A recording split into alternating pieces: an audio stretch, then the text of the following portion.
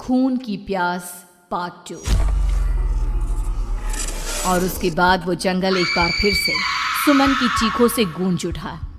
लेकिन आज की रात सुमन की चीखों को सुनने वाला वहां पर कोई भी नहीं था। अगर वहां पर कोई मौजूद था तो बस हरिया, जो कि अब एक भेड़िए में बदल चुका था। सुमन के बालों को पकड़कर घसीटते हुए वो जंगल के बीचों बीच एक जगह पर ले जा रहा था। अगली सुबह गांव में। अरे भाई, पता नहीं क्या बात है, अपने गांव का हरिया किसान और उसकी पत्नी सुमन दोनों गायब हैं। दोनों का कोई अता पता नहीं। अरे कैसी बातें कर रहे हो भाई, ये कब हुआ है? अरे पूरे गांव में खबर फैली पड़ी है। कल रात को दोनों खेत की तरफ जा रहे थे, लेकिन लौटकर आए ही नहीं। तो हो सकता है अपने खेत पर होंगे। पूरा गांव ढूंढ कर आया है भाई। जानते हो क्या मिला वहां पर? क्या हुआ भाई? क्या मिला? बताओ हमें, क्या मिला? अरे हरिया की पत्नी सुमन के कपड़े पड़े हुए थे। शरीर का एक एक कपड़ा फटा हुआ झोपड़ी के बाहर पड़ा था, लेकिन दोनों पति पत्नी का कोई पता ठिकाना नहीं था। अरे भाई, लेकिन उसका जो दोस्त है ना रामू किसान, उससे पता करके आते हैं ना। अब तक तो दोनों साथ ही खेत पर जाया करते थे। हाँ, हमें उसके घर जाना चाहिए भाई। चलो वहाँ चलते हैं, चलो। वो सारे लोग रामू के घर पर पहुंचते हैं। रामू अपने घर के बाहर बैठकर हुक्का पी रहा था। आज सारे के सारे लोग टोली बनाकर मेरे घर क्यों आ रहे हैं? क्या कोई मर गया क्या भाई? अरे कैसी बातें कर रहे हो? तुम्हारा सबसे अच्छा दोस्त हरिया और उसकी पत्नी गायब है और तुम यहाँ बैठकर हुक्का पिए जा रहे हो हैं? रामू ने अजीब सी नजरों से उन सब गांव वालों की तरफ देखा, जिसकी वजह से वो लोग एक बार के लिए डर गए। गायब है? अरे गायब नहीं है, मुक्ति मिल गई है। उन दोनों को मुक्ति मिली है। इस दुनिया में आकर हर इंसान पाप करता है और उसे उसके पापों के लिए मुक्ति मिलना बहुत जरूरी है। अरे ये कैसी बहकी बहकी बातें कर रहे हो भाई, हैं? और इसका चेहरा अजीब सा क्यों लग रहा है? लगता है दोस्त के मरने का गम बैठ गया है।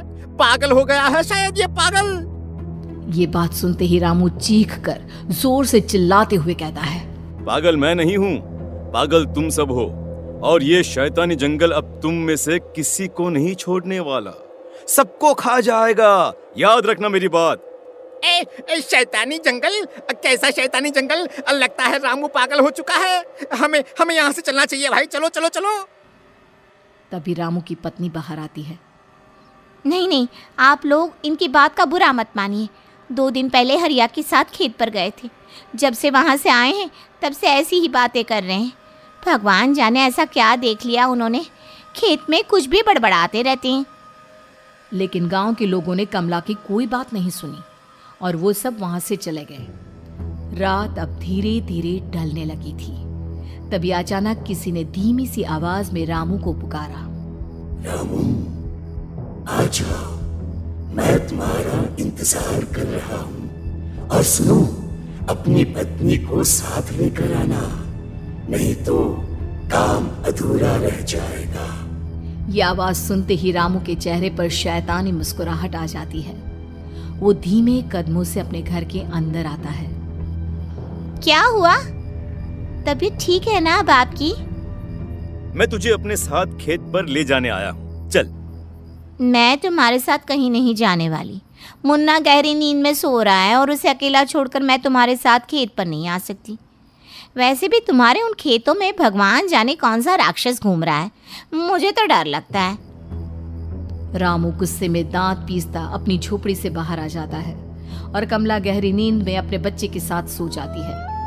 तभी अचानक रात को रामू की झोपड़ी के ऊपर एक साया वही गाना गुनगुनाते हुए घूमने लगता है जो हरिया के मोबाइल में बजा करता था। मैं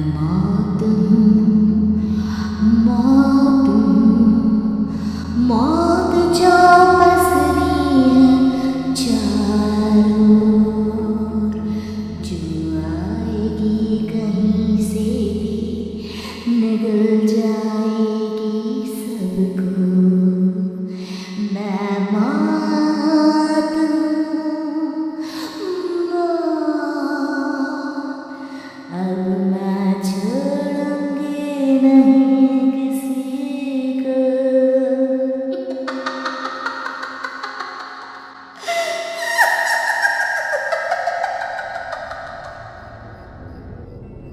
ये आवाज सुनकर रामू की पत्नी कमला की आंख खुलती है और वो देखती है कि उसका मुन्ना अपनी जगह से गायब था। कमला चीखते हुए बाहर दौड़ कर आती है। वहां पर उसने देखा कि रामू ने अपने बच्चे को झोपड़ी के बाहर एक पेड़ से उल्टा लटकाया हुआ था और उसका बच्चा चीख चीख कर रो रहा था। वहीं दूसरी तरफ एक साया बच्चे के ठीक नीचे आग जलाकर उसके चारों तरफ हैवानों की तरफ नाच रहा था। छोड़ दो मेरे बच्चे को। अरे क्या कर रहे हो तुम? शर्म नहीं आती तुम्हें अपने ही बच्चे को इस तरह मौत के हवाले करते हुए? अपना बच्चा? किसने कहा ये मेरा बच्चा है? अरे ये तो उस रामू की औलाद है, इस गांव के किसान रामू की, और मेरी दुश्मनी इस गांव के हर इंसान के साथ है। क्या? कैसी बात कर रहे हो तुम? और ये औरत कौन है? ये मेरे बच्चे को खा जाएगी। तभी अचानक से उस साया ने एक बेहद खतरनाक दिखने वाली औरत का रूप ले लिया और उसकी आंखों से आग निकल रही थी।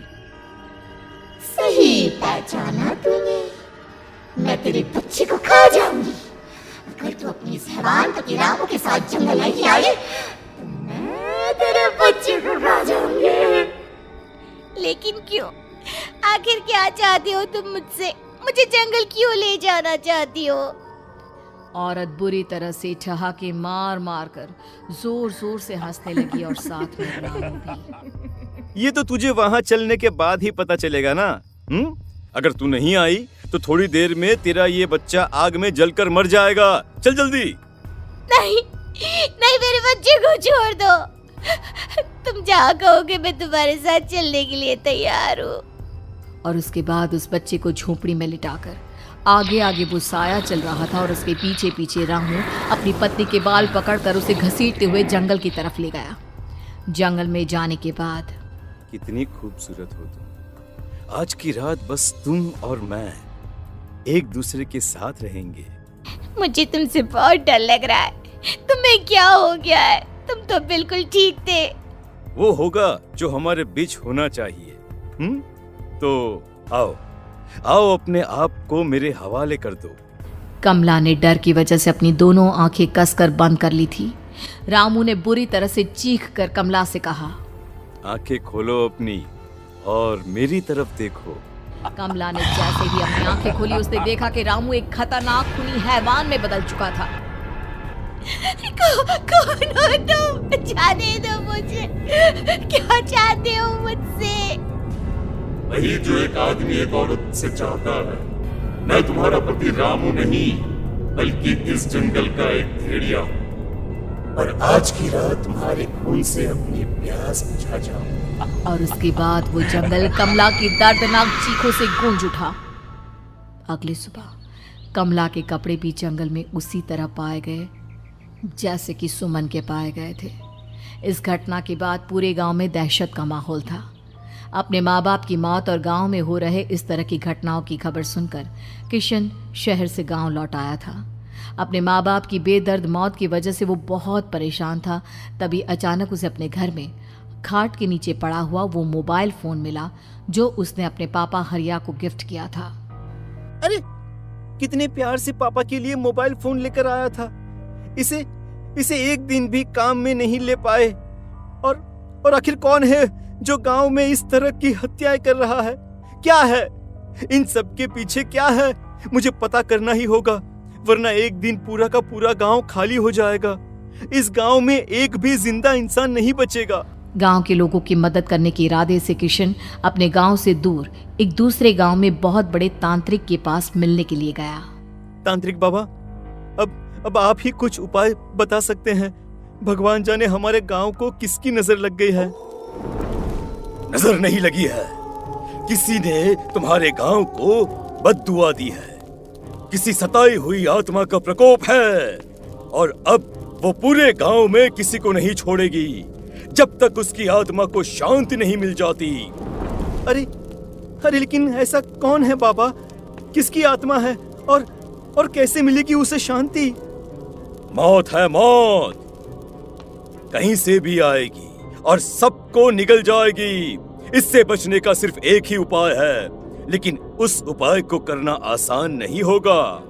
जो भी उस उपाय को करने की कोशिश करेगा उसकी जान जा सकती है। भले ही मेरी जान चली जाए, लेकिन मैं अपने गांव के लोगों की जान बचाने की पूरी कोशिश करूंगा बाबा। तो ठीक है फिर, अगली अमावस की रात जैसा मैं कहता हूँ वैसा ही करना। अमावस की रात तांत्रिक के बताए अनुसार किशन अपने साथ केरोसिन लेकर जंगल की तरफ चल पड़ा। उसके हाथ में देवी के मंदिर का सिंदूर भी था। किशन जंगल के बीचों बीच पहुंचा। ये देखकर उसकी आंखें फटी की फटी रह गई। वहां एक उबलते पानी का तालाब था और कई लोगों की लाश लटक रही थी। किशन के माँ बाप की लाश भी वहीं थी। माँ, बापू, क्या हो गया? ये क्या हो गया? तभी वहां पर एक औरत और आदमी आते हैं। उन्हें देखकर किशन चौंक जाता है। गोपाल काका, आपकी तो 5 साल पहले मौत हो गई थी। और निर्मला काकी, आप? हाँ, मौत तो हो गई थी, लेकिन तुम ये नहीं जानते कि हमारी मौत कैसे हुई थी। क्या कहना चाहते हैं आप? कुछ नहीं, बस ये जान लो कि अब इस गांव में कोई जिंदा नहीं बचेगा। लेकिन क्यों काकी? क्योंकि 5 साल पहले इन गांव वालों ने मुझे डायन बताकर पत्थर मार मार के मार डाला। मेरी कोई गलती नहीं थी। गांव का एक बच्चा क्या लापता हुआ, सारा इल्जाम मेरी पत्नी पे डाल दिया। और जब मैंने निर्मला की जान बचाने की कोशिश की तो मुझे भी मार डाला। आपके साथ ये बहुत गलत हुआ काकी, लेकिन आप जो कर रहे हैं वो भी सही नहीं है ना? तुम यहाँ से चले जाओ वरना तुम भी नहीं बचोगे। हमारी आत्मा पिछले 5 साल से मुक्ति के लिए भटक रही है। चले जाओ यहाँ से। मौका देखकर किशन सिंदूर उन दोनों के ऊपर डाल देता है। उनका शरीर जलने लगता है और वो भयानक तरीके से चिल्लाने लगते हैं। अगले ही पल किशन उनके ऊपर केरोसिन डाल देता है और वो दोनों जल जाते हैं। किशन अपने माँ बाप और दूसरी लाशों का अंतिम संस्कार करवाता है और अपने घर लौट आता है। लेकिन वो अभी भी इस बात से अनजान है कि मोबाइल अभी भी बज रहा था। मैं मौत हूँ।